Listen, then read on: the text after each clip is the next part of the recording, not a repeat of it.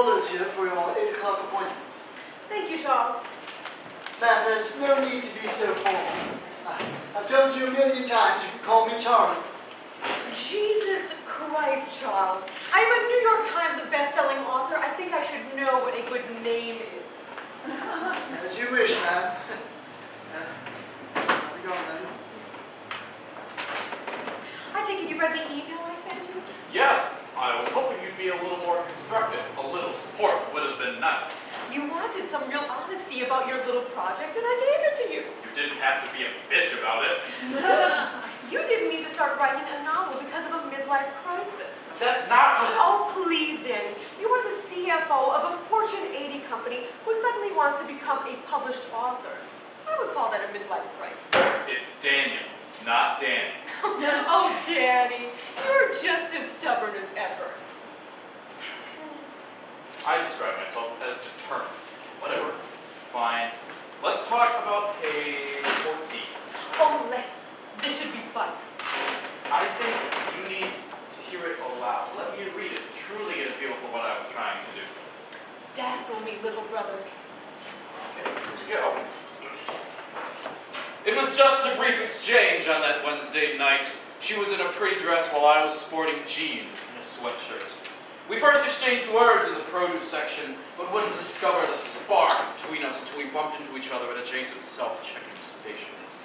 I was unable to pay much attention as I completed my transaction, as I stared down the next aisle.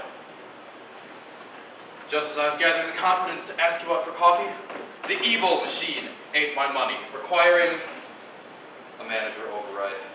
Stop right there. I was just getting to the good part. Were you?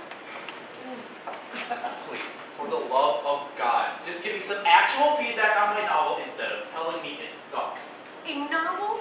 Really? That sounds more like the Misconnections ad than Craigslist. I'm serious here. So am I. I'm curious. What was your inspiration? It's based on a true story. Oh, really? Your true story? Oh, well, not this particular story. A recap of my dating exploits can be found in chapter 17. I'm surprised you're interested in finding new women.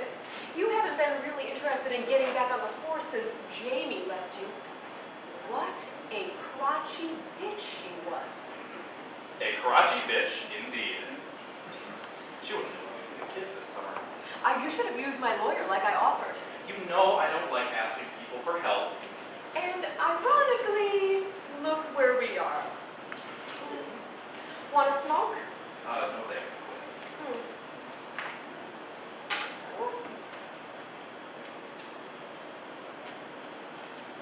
You should let me set you up with one of my friends. I don't think that would be a great idea. Not even Amy, my photographer friend? Been there, done that. What? Yeah, in the coat check closet at your release party for Betrayed. Oh my God, Hannah, you little devil, you! You were still married then. Oh, please, we weren't even living in the same house at the time. Well, just because you had a bit of a tryst with her doesn't mean you can't go back and revisit that well. Nah, I don't think so. She made me do some really messed up shit in that coat closet. Like what? I cannot want to have this conversation with my sister. You know, I read chapter 14. I can glean the details from there. That's tame compared with most of the shit I've done with men before. Oh, please, I'm surprised you remember it for being blackout drunk all the time. I'll give you that one, little brother. By the way, how are the kids? They're taking it like champs, so. Little Peter just finished up his first season of soccer, and Amy is taking dance lessons. Huh. Seems that the boy could lay off of the candy bars a bit, couldn't he?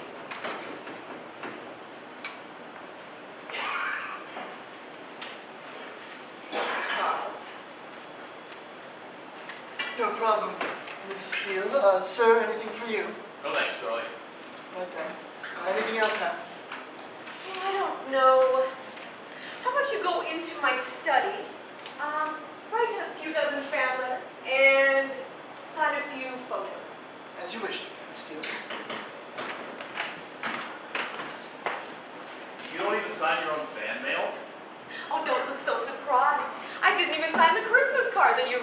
last year.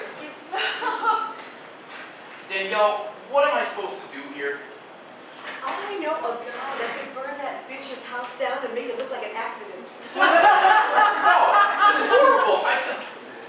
How about I make a huge donation to the university where she works with the condition that they find a reason to fire her sorry ass? No, the book. What do I do about the book? I would get straight to the point. It's obvious that they're immediately attracted to each other. I would have them bang in the beer closet. But that's not even realistic. People have to date and get to know each other before they get busy. People don't buy my books because they're realistic.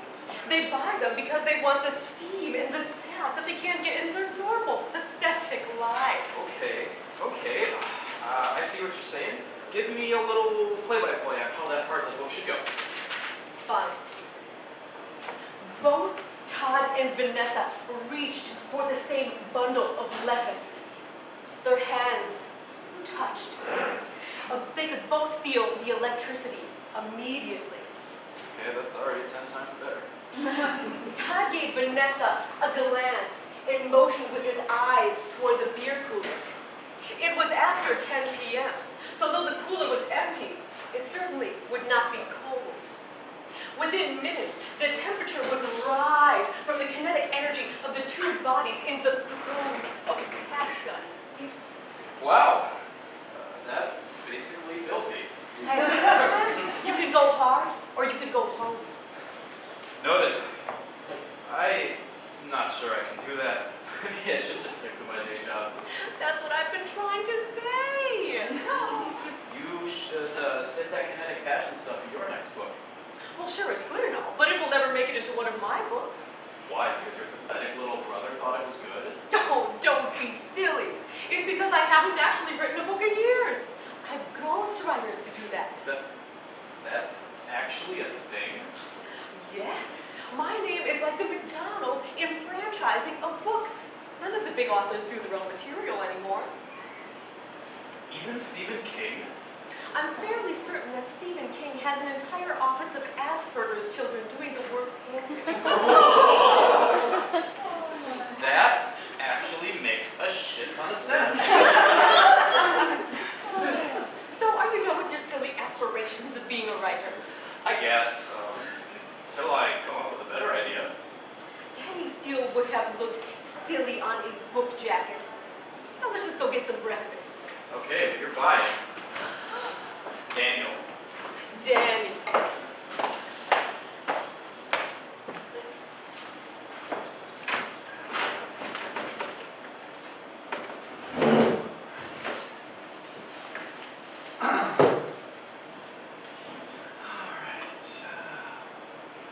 Dear mysterious beauty from Woodman's last week, I have yet to see a response to my initial inquiry.